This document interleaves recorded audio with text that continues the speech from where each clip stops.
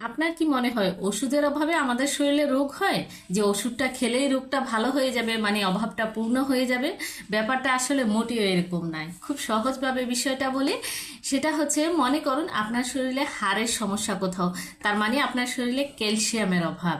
তার মানে আপনার ওষুধের অভাব নয়, আপনার ক্যালসিয়ামের অভাব। আপনার ডায়াবেটিক্স, তার মানে আপনার শরীরে ইনসুলিন রেজিস্ট্যান্স আছে।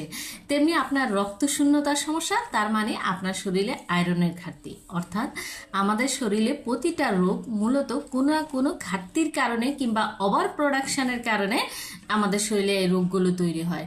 তো মূলত আসলে ওষুধ খেয়ে রোগটাকে মাত্র কিছুটা নিয়ন্ত্রণ করা হয়, কিন্তু কোনোভাবেই আসলে রোগটার কিউর করা হয় না। তাই আপনার যেই সমস্যাটা, অর্থাৎ যেটার ঘাটতি বা যেটা ওভার প্রোডাকশন, সেটাকে নিয়ন্ত্রণে আনে। কারণ আমাদের শরীরটা হচ্ছে সর্বোচ্চ ব্যালেন্সে হচ্ছে সুস্থতা। তো এই জন্য আসলে ওষুধ আপনার স্থায়ী সমাধান না। স্থায়ী সমাধান হচ্ছে আপনার শরীরকে আপনি সুন্দরভাবে পরিচালনা করবেন, ব্যালেন্সের মধ্যে রাখবেন।